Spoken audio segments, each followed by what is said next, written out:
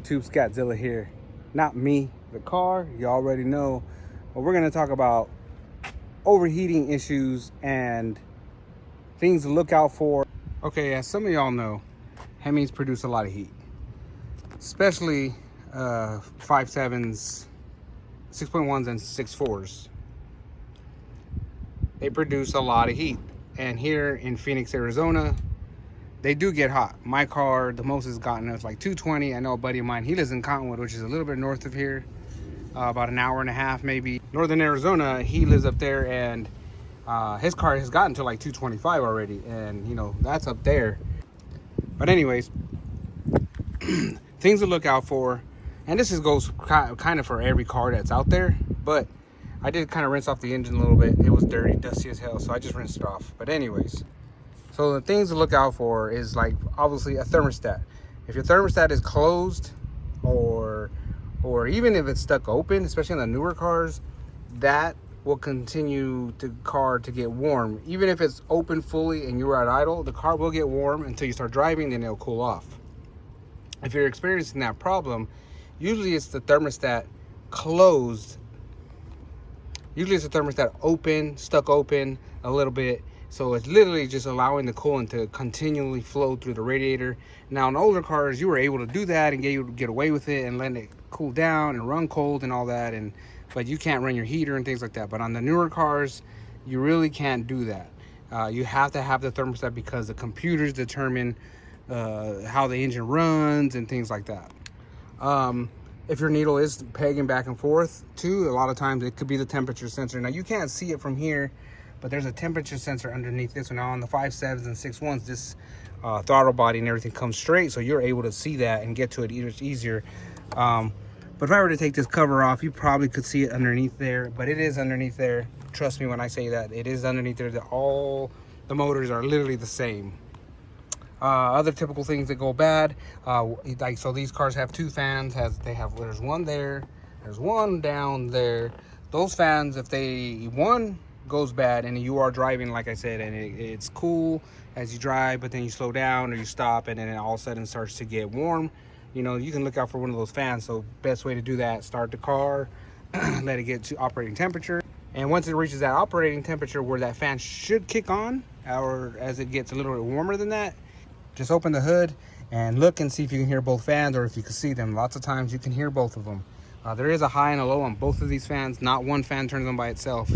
Both fans should turn on, and you should be able to hear it being real high or real low. When it's real low, you can hear it, but not really. But when it's real high, especially like here in Phoenix, it is super, super hot today. Both of those fans, they'll be up high. You'll be able to hear them. Other things could be the radiator could either be clogged, especially like because the radiator does sit, this is the condenser right here, and the radiator sits behind it, which is right now. You can't even see it really with the fan in the way, but it is back there. But anyways, a lot of times garbage gets in between the fan and the condenser, and if that happens, then it will allow air to fully flow through. Yeah, this just comes up and nothing goes up. Is there? Yeah, but if the radiator has blockage between the condenser and the radiator itself, air won't flow through, and the fans won't be able to really pull cool air or air from the outside through the radiator to make it cooler. And worst case scenario, you have a bad head gasket.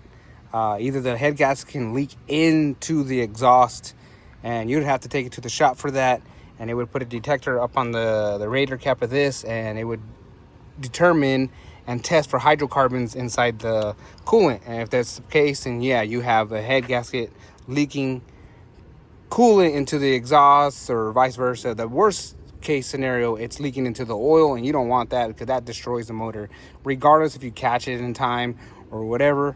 Once you get coolant and water into the engine, the engine's pretty much toast. Sometimes, you know, if you catch it, I would say if you do catch it in time, before it actually cycled all the way through the engine, you might be able to catch it enough to where you can clean it out and save the motor. But I've seen times where even if it ran through it for 10 minutes, it destroys the motor, and you literally have to rebuild the motor, replace the bearings, things like that.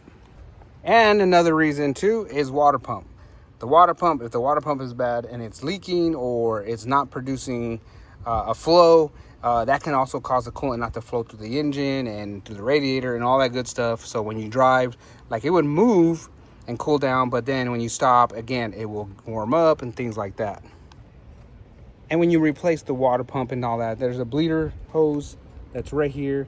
I know on the older ones it had a screw, and you would pull the screw out and let the air come out of there. But this is totally different. So I haven't replaced the water pump in this style yet to even know how that bleeds, but I'm gonna look it up, and once I do, I'll show you guys. But number one thing, guys, if you do bleed the system in here, the best way to do it is open the radiator cap up top, leave it open, burp the system, press this hose here, keep pressing it back and forth, let the coolant kind of burp itself out. I know on the other ones, like I said, this is where you bleed the system at. There's right here. You pop the screw open, you fill that up until it overflows out of there, and then you put the screw back on, and you basically just keep letting that air come burping out of the sides of the screw. You don't tighten it down, you just kind of leave it open a little bit.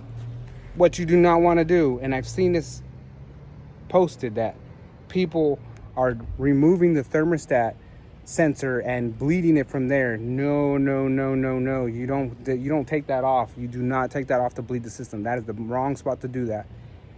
For one, if you take it off, you can mess up the temperature sensor, and two, you just don't do it from there. No, you don't do it from there, guys. Don't.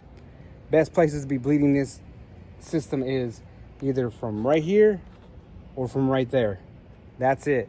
You don't bleed it from nowhere else. You don't go to the temperature sensor and try to bleed that, especially because that temperature sensor is actually, like I said, I can't see it, but it is lower than this. And you always want to go to the highest spot, and you want to be level with your car. You want to be on a level area when you're bleeding the system. You don't want to be at an angle like this or anything like that. You want the car to be sitting level, straight. That way the cooling system is straight inside the motor and stuff like that. That way when you bleed it, all that air is just pushing itself out. Never want to pull a temp sensor to bleed a system. Best places, like I said, radiator cap, pop it open, put coolant in it, you know, let the system run, and you can sit there and do this. You can squeeze this hose little by little while it's running, and you'll see air coming out of there. I mean, worst case scenario, like I said, that is the spot you do it at. You don't do it anywhere else other than this area where it's supposed to be a bleeder screw, or there. Never anywhere else. You never want to pull this hose here and try to bleed the system. You never want to pull the bottom radiator hose and try to bleed the system. You never want to pull that temp sensor there or there to try to bleed the system. I'm telling you, do not do that. You can destroy that temp sensor.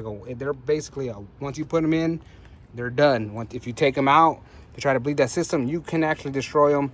You can actually mess them up, where if your temperature gauge is starting to read different and things like that, then yes, that's the cause of it. So yeah. So when you do say you have to replace anything that has to do with the coolant system, water pump, hoses, thermostat, radiator, whatever, always remember, you have to bleed the system. Don't use a temp sensor to bleed the system. I will do, because I do need to change the water pump on this. It is actually starting to leak now, a little bit. Not really, you can't see it right now, but it does actually off the bearing in here. It is slowly starting, actually, guys. It just started, and now that's when I know where my leak's coming from. If you've seen my videos on my shorts or something talking about it, now I figured out where it's coming from, and it's just starting to do it again because it is getting hotter. The coolant's still at a good level. I mean, it's not emptied. I just noticed it, but that's no problem. I can get it fixed. But when you feel this, you have the air pushing out of there. You start the car, you let it run, let it get warm, let the air come out of there. Then you go back to here, you put the cap on, you let the car cool off, let that coolant cycle through and push the air out. You come back over here, fill that back up, start it again, do the process over, but this time you're just doing it so you can slowly start getting that air out. Start it up, let it get warm, thermostat opens, coolant flows through.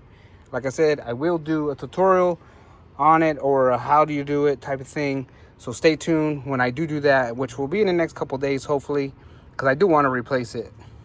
So that'll do it for this video, guys. I hope that helps some of you guys out if you don't know. Even if it's not at this type of car, just those are some things to look out for on any kind of car, really. But don't listen to some of the videos that I've seen already that they telling you to remove the temperature sensor. Never remove the temperature sensor because that's a bad place to bleed a system. Always stay higher than the thermostat, and that bleeder valve right there, and it's closest to it because it's next to it. That's where you want to bleed the system the most. Nowhere far, like that is far. Even if you try to, that's far away, and it is lower than the thermostat, or it's just level with it. You want it to be higher because you want that air to go to the top and come out. Even the reservoir that's higher than that thermostat, you want it to be higher up. That way that air comes to the top and leaves. But anyways, that'll do it for this video, guys. Thanks for watching. Like I said, I will have a video coming out pretty soon to do that, okay? Stay tuned. Appreciate you guys. Peace.